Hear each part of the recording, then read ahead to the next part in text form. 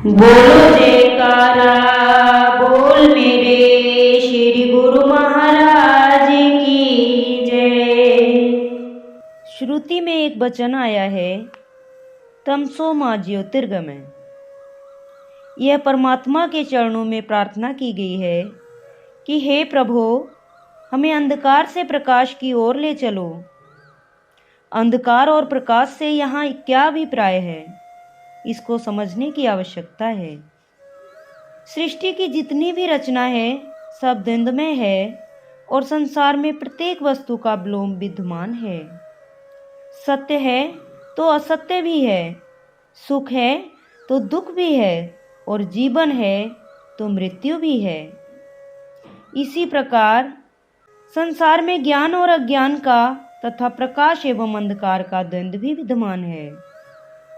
यदि हम इतिहास पर दृष्टि डालकर देखें तो हमें विदित होगा कि अनादिकाल से ही महापुरुषों, ऋषियों, मुनियों तथा मनीषियों ने ज्ञान को, परमात्मा प्राप्ति के ज्ञान को प्रकाश रूप और अविद्या अथवा अज्ञान को अंधकार रूप कहा है। सूर्य प्रकाश का स्रोत है और उसी के द्वारा सकल विश्व को प्रकाश की प्राप्ति होती है। ज्ञान भी सूर्य के द्वारा संसार में फैला। इस बात को कहकर भगवान श्री कृष्णचंद्र जी महाराज ने प्रकाश और ज्ञान की उत्पत्ति एक ही स्रोत से दिखलाकर इनमें जो सामंजस्य स्थापित किया है, इससे उनका अभिप्राय इन दोनों में संबंध स्थापित करके उन्हें एक रूप बतलाना है।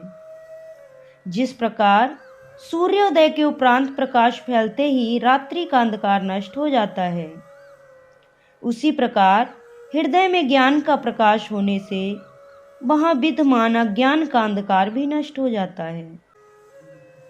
और यह तो स्वाभाविक ही है कि जहां ज्ञान का प्रकाश है वहीं सुख, आनंद और खुशी है। इसके विपरीत जिस मनुष्य के हृदय में अज्ञान का अंधकार छाया रहता है, दुख, क्लेश, चिंता, कल्पना आदि भी उसी मनुष्य के हृदय में निवास करते हैं। क्योंकि आसुरी प्रवृत्तियां अथवा तमोगुणी प्रवृत्तियां, जो कि काम, क्रोध, लोभ, मोह, अहंकार, ईर्ष्या, तृष्णा, द्वेष आदि, अज्ञान अंधकार को देखते ही कार्यरत हो जाती हैं और मनुष्य को अपने चंगुल में दबोच लेती हैं।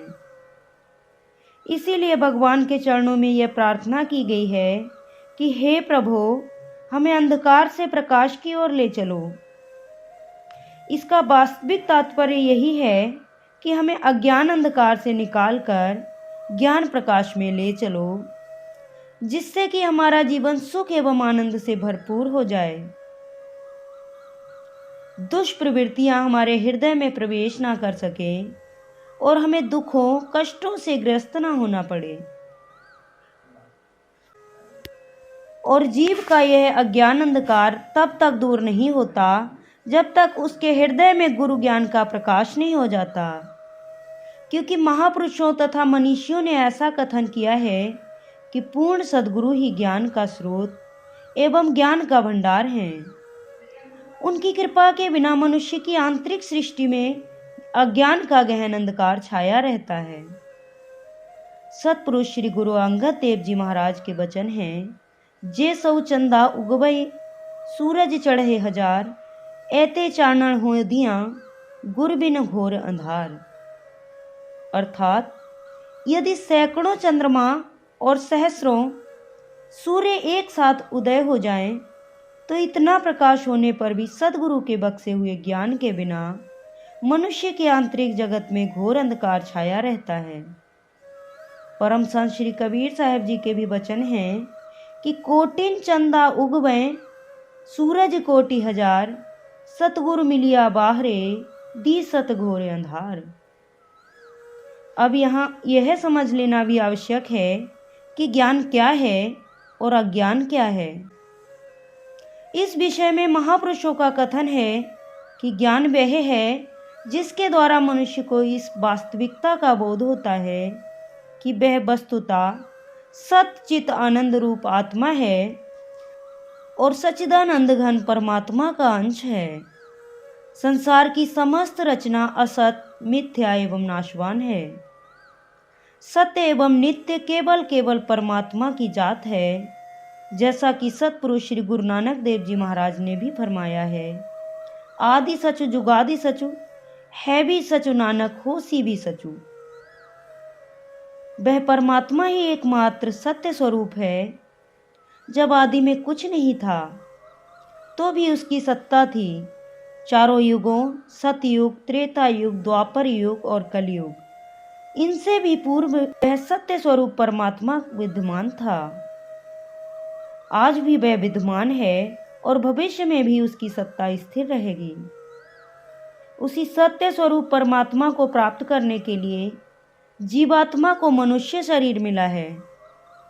भजन, सुमिरन और नाम की कमाई करके ही मनुष्य परमात्मा से एकाकार हो सकता है, जन्म मरण के चक्र से छुटकारा पा सकता है और शाश्वत सुख आनंद की प्राप्ति कर सकता है। इस दृष्टि से देखा जाए तो परमात्मा का भजन, सुमिरन, सत्पुरुषों का पावन सत्संग और निष्काम सेवा आदि सभी साधन जो परमात्मा प्राप्ति में सहायक हैं, ज्ञान क्षेत्र में आ जाते हैं। इसके विपरीत अज्ञान क्या है? इस लोक में जितने भी धन पदार्थ दृष्टिगोचर हो रहे हैं, यद्यपि सब नाशवान, क्षणभंगुर, असत, अस्थायी एवं दुख रूप हैं, फिर भी आम संसारी मनुष्य उन्हें सत, अस्थायी एवं सुख रूप मान बैठता है। यही अज्ञान है।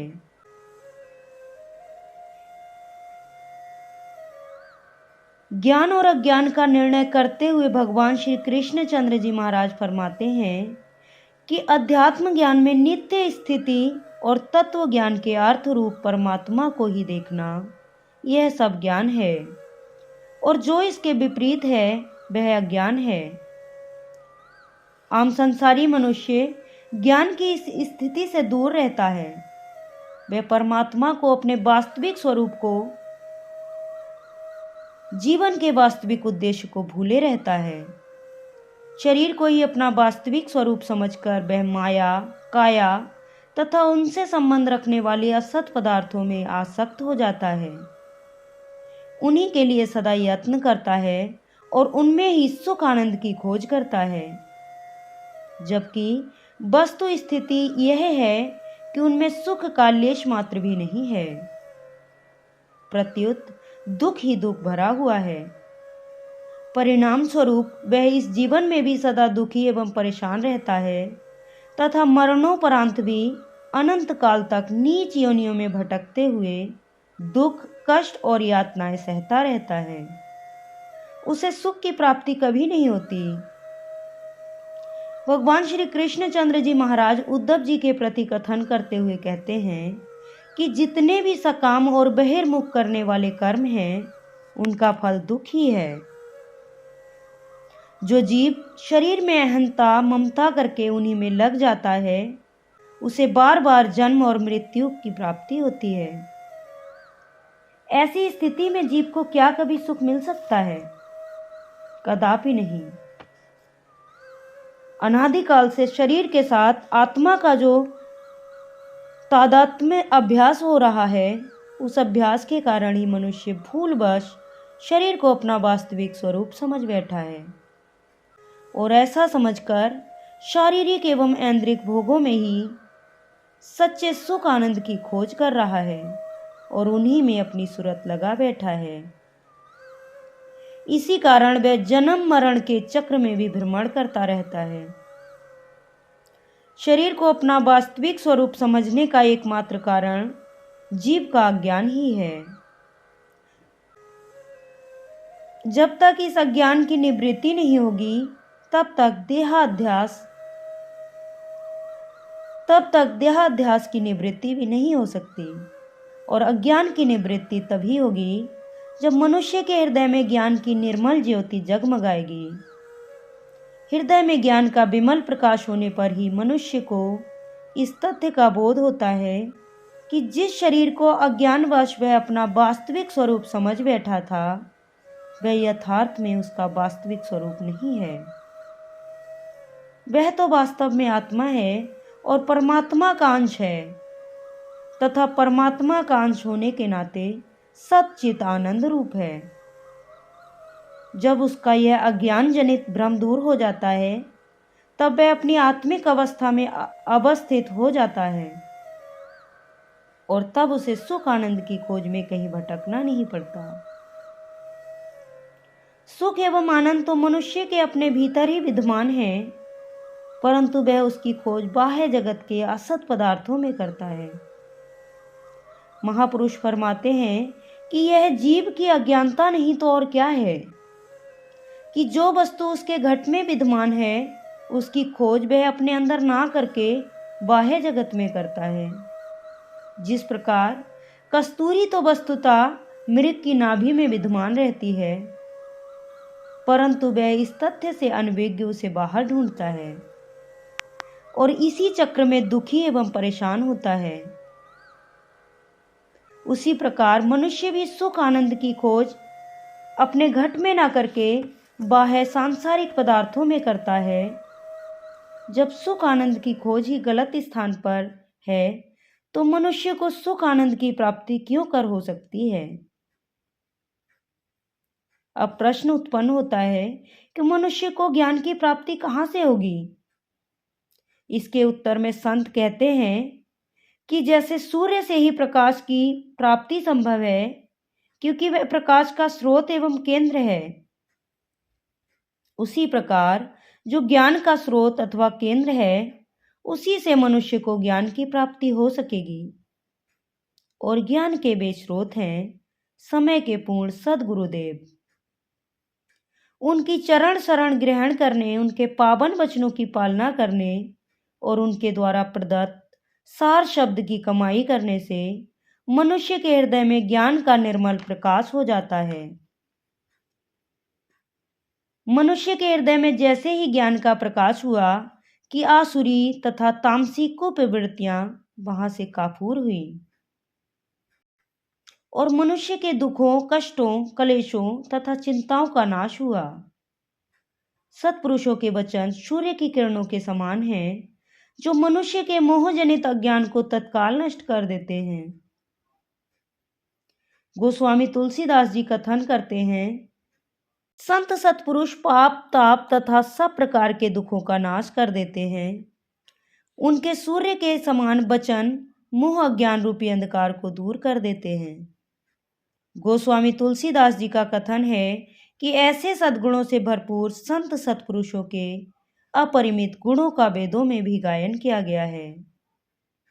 इसलिए मनुष्य यदि सच्चे सुख एवं आनंद की प्राप्ति का तथा जन्म मरण के चक्र और नीच योनियों के दारुण कष्टों से छुटकारा पाने का अभिलाषी है तो उसे चाहिए कि समय के पूर्ण सद्गुरु की चरण शरण ग्रहण करे और उनके वचनों को पूर्ण रूपेण हृदयंगम करे ताकि उसके हृदय में ज्ञान का प्रकाश आलोकित हो जाए।